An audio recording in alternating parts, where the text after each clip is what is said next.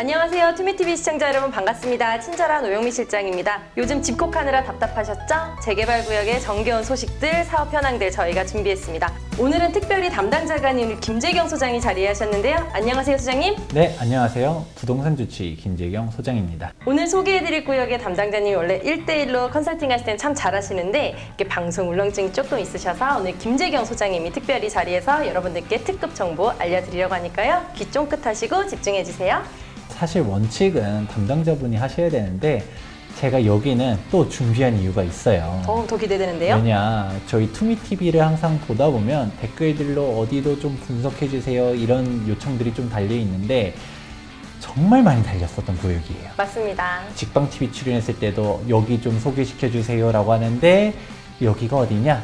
은평구 삼총사. 기대돼. 어디죠? 은평구 삼총사 하면 가련대조 불광 이렇게 이야기를 하는데 이 가련대조 불광에 대해서 하나씩 이야기해 볼까 합니다. 일단은 서울에서 소액으로 투자하려고 하면 결국 이쪽을 주목할 수밖에 없다. 서울에서 싼 데 보면 어디야? 노원구 상기뉴타운, 네. 그리고 은평구에서도 보면 가련대조 불광. 가련대조 불광이 결코 우리가 좀 멀다 하면서 무시할 때가 아니에요. 절대 아닙니다. 저도 이 방송 준비하면서 은평구 삼총사의 매력에 푹 빠졌어요. 네, 그러면 한번 구체적으로 진행해 볼까 합니다. 네. 오영미 실장님한테 한번 질문 드려볼게요. 네. 우리 은평구에서 서울로의 출퇴근 어떨 것 같아요? 아무래도 서울 중심지로 출퇴근하기에는 거리상 조금 어렵진 않을까 생각되는데요. 네, 그렇죠. 그런데 이런 부분들도 개선이 될 거고요. 네. 일단 우리 PPT를 보게 되면 가련대조 불광은 이렇게 가련이 연신내 역세권이다. 불광역을 기준으로 해가지고 대조 불광 이런 식으로 있게 되는데 방금 전에 오영미 실장님께서 이야기하셨던 것처럼 약간 좀 대중교통 애매한 거 아니냐라고 할 수도 있는데 이런 부분에 대해서 투자 포인트 한번 깔끔하게 정리해 보았어요. 우선 우리가 가장 주목해야 되는 거는 GTX A 노선이다. 그리고 가련, 대조, 불광 다 무시할 때가 아니에요. 하나씩 매력적인 부분들이 있는데 이따가 상세하게 이야기해 볼까 하고요.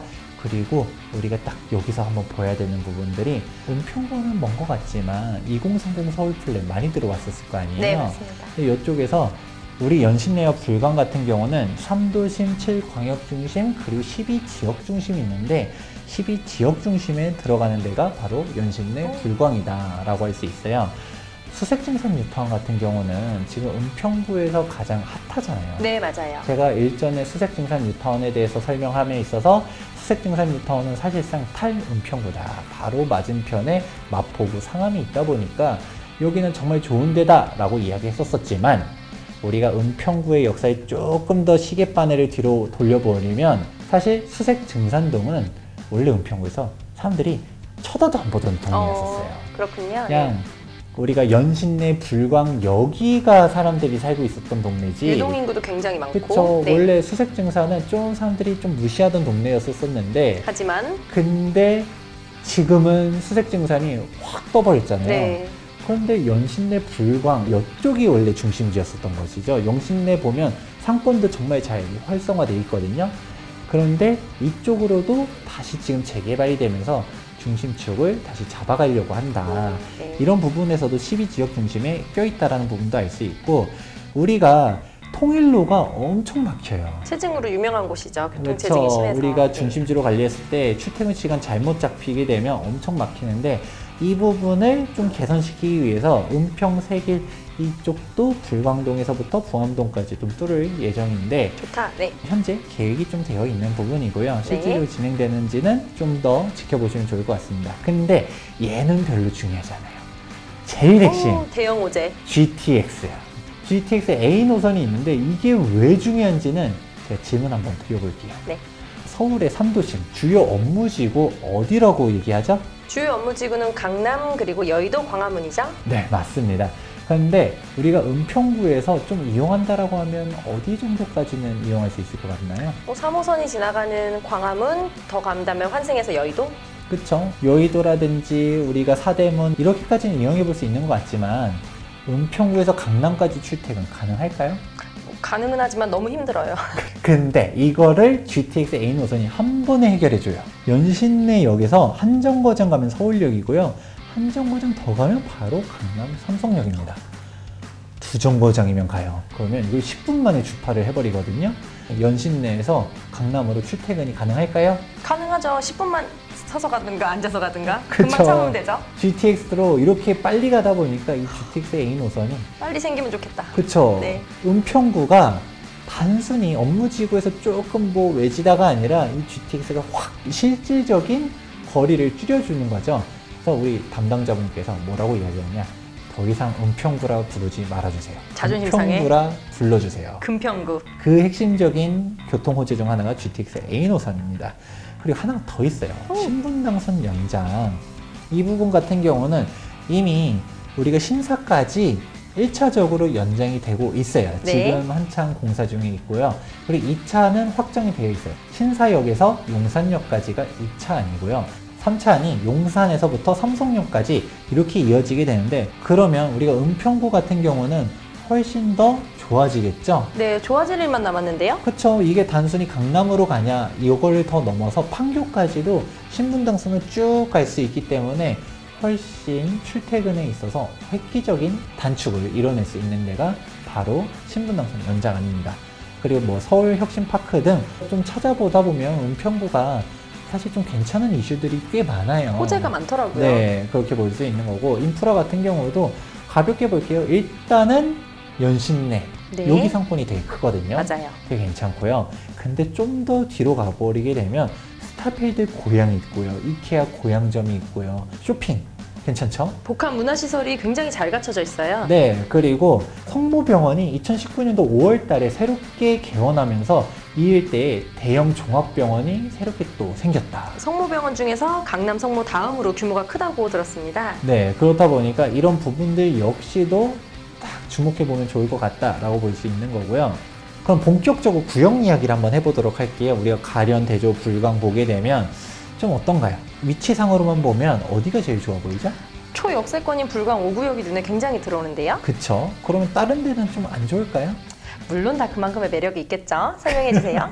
네, 각자의 매력들이 다 있어요. 가련 1구역은 좀 멀어 보이나? 대조 1구역은 보니까 좀 역세권은 불광 5구역이고 대조 1구역은 여기서 좀 떨어져 있네.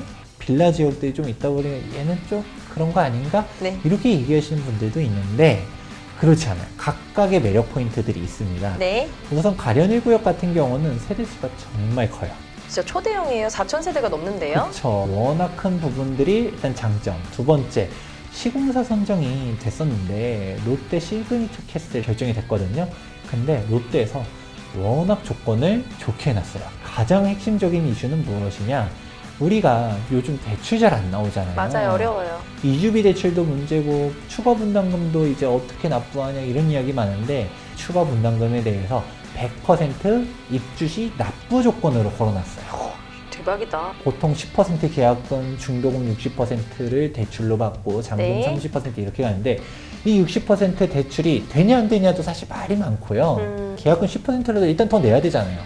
그런데 싹 다 무시. 그냥 계약금도 안 걸어도 돼. 조합원의 경우. 그쵸. 분담금 입주할 때 내다 보니까 투자자들 입장에서도 훨씬 부담 없이 갈 수 있다. 네. 대조 1구역 같은 경우는 속도가 가장 빨라요. 이 삼총사 중에서 입주가 가장 빠르죠? 그쵸. 네. 워낙 속도가 빠르게 진행되다 보니까 관리 처분 인가도 낮고 지금 이주 철거가 진행 중이에요.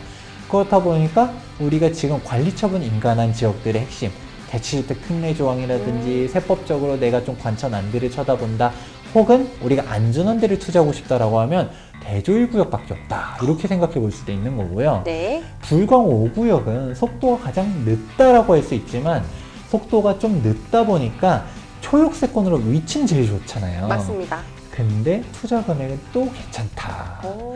이런 식으로 이야기해 볼 수 있을 것 같습니다. 자, 제가 한 페이지를 정리를 해보았어요. 네. 지금 단계별로 딱 봐도 대조 1구역이 가장 빠르고 그 다음에 가련 1구역, 불광 5구역 순이고요. 규모 같은 경우도 가련 1구역이 제일 크죠. 하지만 대조와 불광도 만만치 않아요. 못지 않아요. 그냥 2,000세대가 넘어가기 때문에 가련, 대조, 불광 싹 다 정리되면 그냥 거의 1만 세대 오. 대단지가 또다시 은평구에 들어선다. 이야. 녹번역 쪽에 네네. 아파트들 싹 들어선 거와 함께 은평구가 진짜 금평구로 가는 길이 열릴 것이다 라고 볼 수가 있는 거고요. 제일 중요한 거, 투자금이에요. 맞아요. 투자금을 일부러 안 적어놨어. 궁금해요. 자, 투자금액 같은 경우는 제일 저렴한 데가 가련 1구역이에요. 4억 5천에서 5억 5천으로 투자가 가능하고요. 초기 투자금이요? 네, 실투자금.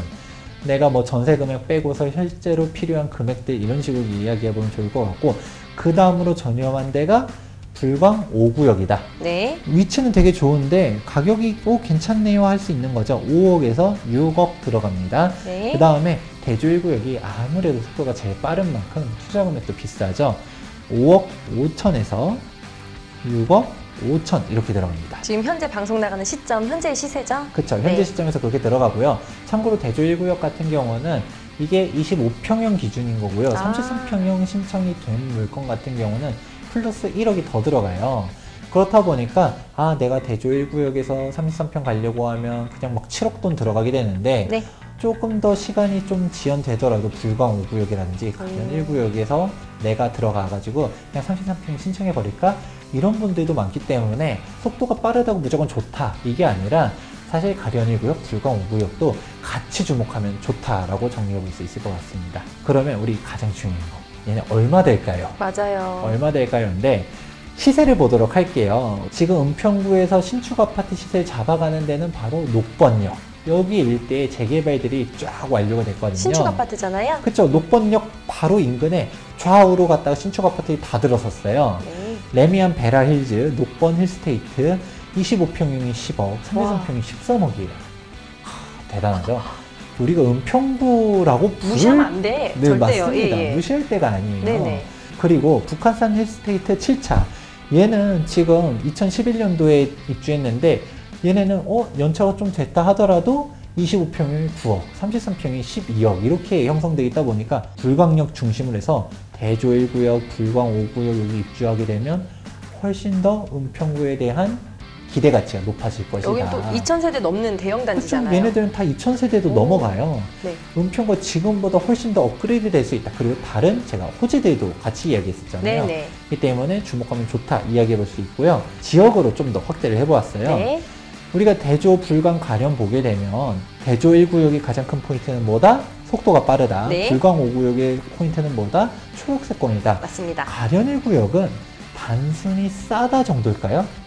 투자 금액이 싸다가 장점일 수는 있죠. 뭐 연신내역에서 약간 좀 거리는 있어 보이고, 가련 1구역 단순히 뭐 시공사 조건이 좋다, 좀 저렴하다, 뭐 저평가다 이 정도로 끝날까요? 더 시크릿이 있나요? 뭐죠? 그렇습니다. 우리 궁금해요. 마지막에 핵심 정보가 있어요. 제가 이야기 안 했었던 것 중 하나가 바로 북한산이 있습니다.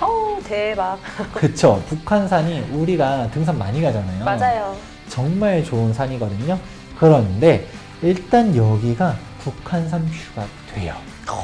근데 당연히 불광 5구역, 대조 1구역도 당연히 되겠죠. 네. 단지가 이렇게 있으면 이렇게 동쪽으로 보는 뷰랑 조금이라도 남동 쪽으로 보는 뷰랑 다르겠죠. 그렇죠. 훨씬 많은 세대수들이 많이 보겠죠. 당연히 이제 남양 뷰를 뽑기 때문에 북한산 뷰를 더 많이 잡아갈 수 있는 거는 가련 1구역이고 세대수도 크고 하는데 딱 보시게 되면 어머. 어때요? 이게 조합원 입주했을 때 실제 뷰예요? 이게 가련 1구역 지금 재개발 현장에서 찍은 사진입니다. 말도 안 돼. 북한산 와 지금 어떤가요? 너무 그림 같아요. 진짜 명산 딱 그림 같은 뷰가 있다 전기가 보니까 그냥 느껴지는데. 네. 보시게 됐었을 때 이게 조건도 잘 해놓고 진짜 잘 건축해놓고 우리가 산 밑에 자연환경과 함께하는 리조트형의 그런 신축 아파트예요? 그쵸 리조트처럼 정말 디자인을 잘 해놨어요. 예뻐. 그러다 보니까 가련 1구역도 단순히 싸다가 아니라 주목하면 좋다. 들어가 살고 싶은 이렇게까지 곳이에요. 정리해 보았습니다. 네. 오늘 특별히 김재경 소장이 설명해드린 6시 내구역은 은평구의 3총사였습니다. 가련 1구역, 대조 1구역, 그리고 불광 5구역까지 여러분들께 상세히 설명을 해드렸습니다. 저 자세한 문의는 은평구 담당자에게 아래 연락처로 문의 주시면 되시고요. 다음 6시 내구역은 더 좋은 정보로 여러분들께 찾아오겠습니다. 여러분들께 도움이 되셨다면 좋아요와 구독하기 꼭 눌러주세요. 지금까지 투미TV의 친절한 오영미 실장과 부동산 주치 김재경 소장이었습니다. 감사합니다.